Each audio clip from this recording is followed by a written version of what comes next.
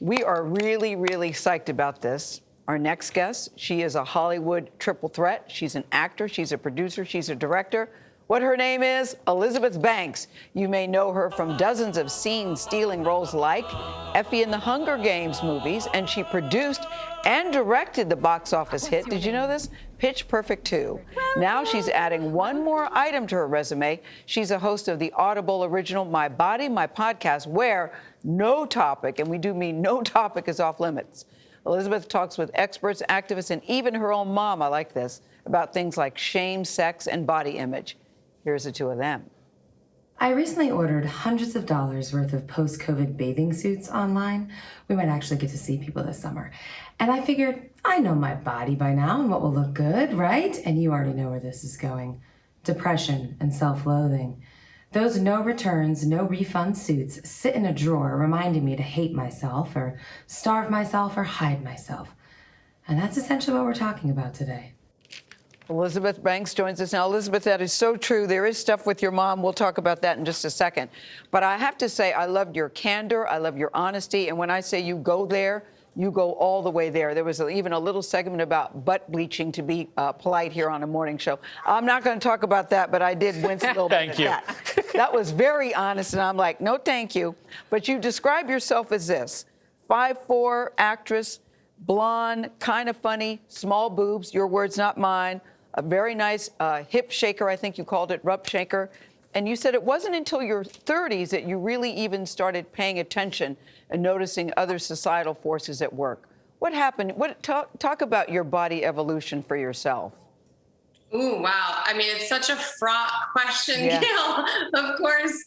I'm a mom now. I'm raising two boys. And really, I think so much of what went into the podcast came about because I felt like I didn't have the tools to talk to them about these exact things that you're asking me about, and how to prepare them to not have shame and stigma around their own bodies, around talking about other people, how to have these discussions and how to think about sex, our bodies, and our sexuality as part of our holistic humanity and not something to be siloed off and only talked about in secret and in the shadows. And it really came down to that, having just more and more experiences and being more and more open about myself. This is the most personal thing I've ever done in my life, making this podcast. And I did it with the intention of sort of improving conversation around all of these things with my friends, my family, myself, and even, as you say, with my own mom.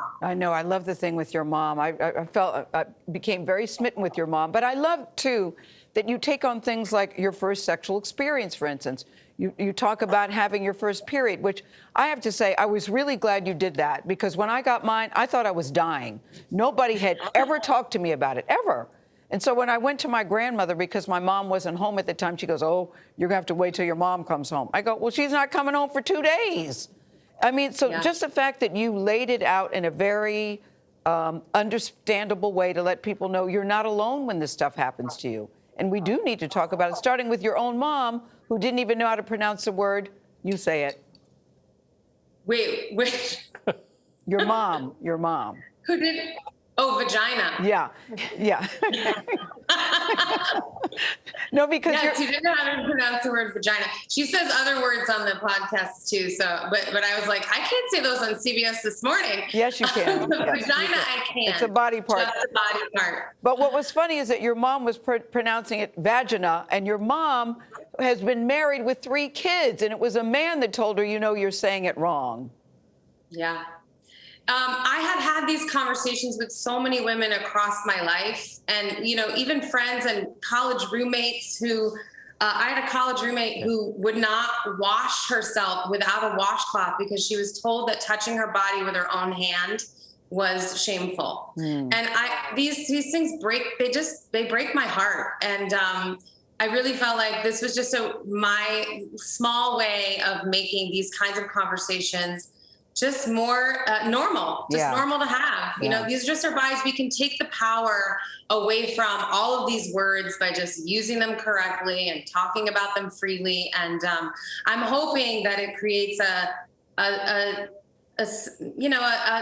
tool for other people Yep. who listen. Really. Elizabeth, it's Anthony. You mentioned your two sons and that you kind of started this because you wanted to figure out how to approach talking to them about all these societal expectations. Have you figured out kind of how to do that? I'm still working on it. I'm still learning. The main thing for me is start early. It's not one conversation, it's multiple conversations. That their safety and their well-being is actually entwined with so much of it. And I think when you think about your job as a parent being your children's safety and approaching it from that place, like this makes them safer in the world if they know these things, if they know what their body parts are, if they can talk about them openly, they're much less likely to be abused. They're much less likely to have unintended pregnancy. All the things that you fear, you can actually help allay if you just have these conversations early and often. And as I say, and I say this to my mom too, you need to have trusted adults in your life when you're young. Yes. People that you can go to with any questions. And it doesn't even have to be you. So if you're like, maybe ask your auntie about that or your grandmother for Gayle, like just knowing that my kids have trusted adults, that's what matters to me. Elizabeth, Jericka Duncan here, and obviously you want people to take away a lot from that podcast, but I do want to turn to what you are in Ireland for right now, which is directing Cocaine Bear. Tell us a little bit about that. Yes, thank you. I'm in Dublin, Ireland.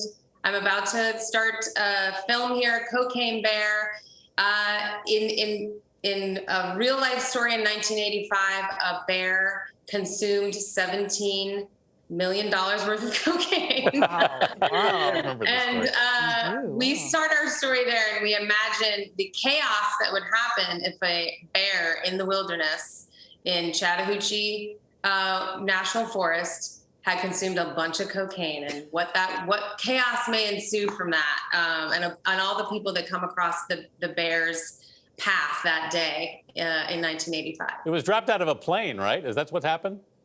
It was a notorious drug smuggler's MO was to drop bags of drugs out of airplanes. They'd get picked up on the ground, and he would dump the planes in the ocean.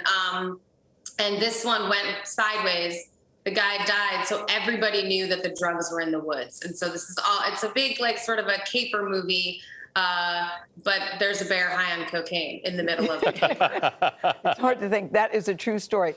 Congrats to you, Elizabeth, for your podcast and being back in the director's chair. Please know we are cheering you on. Really great job. Thank you guys so much. Great to see you. Thank you. My Body, My Podcast is available exclusively on Audible.